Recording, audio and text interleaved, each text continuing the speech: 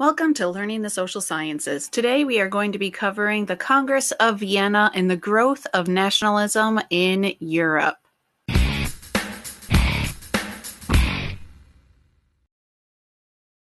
After Napoleon was defeated on the battlefields, the victorious powers gathered in Vienna, Austria in 1814 to reestablish the political and the old social orders within Europe.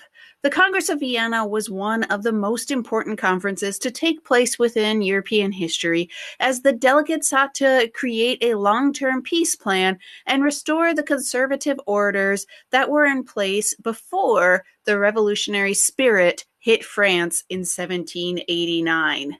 Great Britain, Russia, Austria, and Prussia were the main powers at the conference, as they had already signed a treaty with each other on March 9, 1814, creating the Quadruple Alliance. Other nations were present, like Sweden, Portugal, Spain, and France under Talleyrand's leadership. However, the Quadruple Alliance ran the show. In charge of this presentation, though, was Prince Clemens von Metternich, an Austrian who was, yes, a prince, but somebody who's not going to be sitting on the throne of Austria. Now, he led the delegates as they sought to create a balance of power by making sure that one nation would not have too much power like France did under Napoleon. They do not want another long series of wars to take place within Europe. He also wanted to push for conservative matters that went against republicanism and regional nationalism. Now, note, republicanism in this time period is basically a government that is run by the people. For example, during the French Revolution, you have the legislative body running the show after they got rid of Louis XVI. And this is what Metternich does not want to have happen again. Now, but what about the Republic of the Netherlands? They've been a republic since, well, they came into existence. Well, they're going to have to change because Metternich and the Congress of Vienna declared that they were no longer the Republic of the Netherlands, but that they were becoming the Kingdom of the Netherlands, as the House of Orange was now going to be placed in charge of the nation. France was also placed under the leadership of the Bourbon monarch Louis XVIII. Now, you might be wondering, well, where's Louis XVII? Because, well, the last monarch that you may have been studying in class was Louis XVI, but Louis XVII was the son of Louis XVI, who unfortunately died as a result of his care during the French Revolution. So Louis XVIII honored Louis XVII's life and gave him that number. Spain also went back to having a Bourbon monarch after being under the control of Napoleon's brother. Another way that reduced the threat of war was that they redrew some of the national boundaries after the Napoleonic Wars. Prussia took charge of the Rhine River's left bank and part of Saxony, while Austria was given territory in northern Italy. The territory included Milan and Tuscany. Now that is a very rich deal.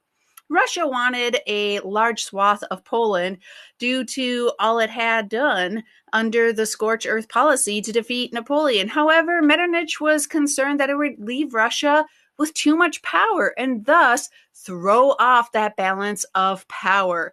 So instead, Alexander I was given charge over the Congress of Poland. So he would be in charge of the nation, but it wouldn't be part of Russia. It would be seen as a separate nation under the Russian Tsar's leadership.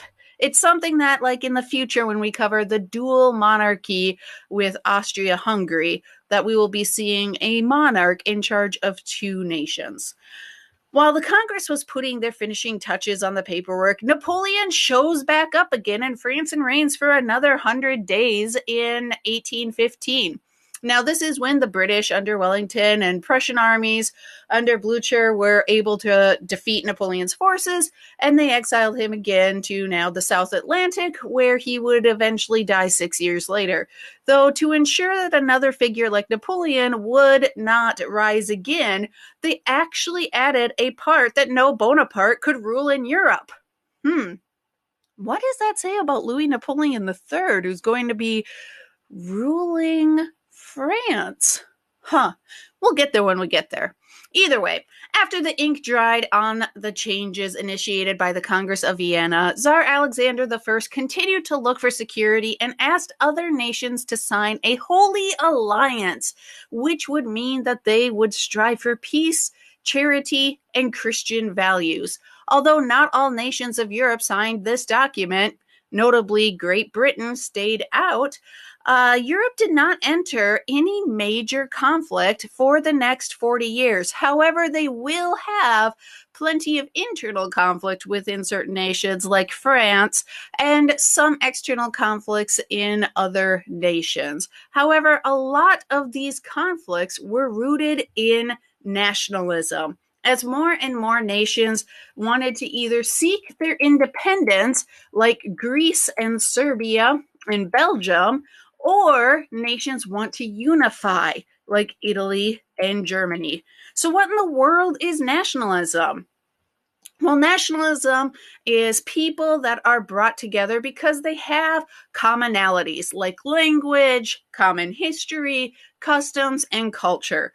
And Napoleon really put nationalism on the table when he really brought it up within France. And then with him conquering so many nations, other nations saw this and they saw the patriotic fervor, and they themselves became patriotic for their nation. So, for example, national languages being a unifying factor, you can then maybe pick certain locations out on a map when you're looking at the map of Europe in 1815 for certain locations that may want their freedom.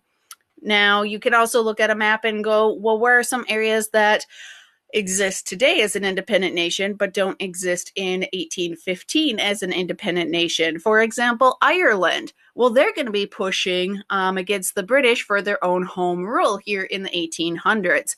And like I mentioned, other nations are going to be vying for unification, like Germany. However, Austria is always going to be pushing against that. Same with Italy. Austria is going to be pushing against that. Now, Poland, they, of course, want complete independence from the Russian Tsar, and other various groups within Eastern Europe want either more independent governmental controls, like the Hungarians and the Czechs who are under the Austrian Empire, or they want to be able to break away totally, which is what we're going to be seeing in Serbia and Greece from the Ottoman Empire.